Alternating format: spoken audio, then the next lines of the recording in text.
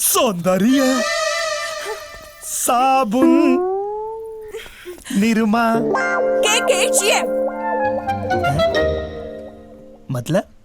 कुत्ता, कमीना, गुंडा, मवाली।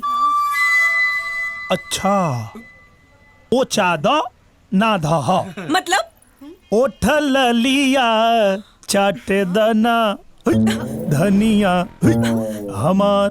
VNS। मतलब ब्लडी नॉनसेंस।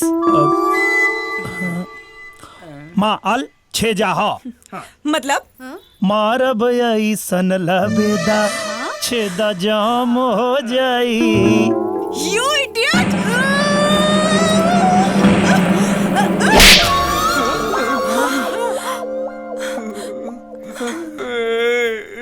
कहाँ गया वो idiot? अरे हाँ कितना फहागा What? हमेशा की तरह फरार हो गया। तुमको कमीना बता तू। चलो, चलो, भागो यहाँ से, भागो, भागो।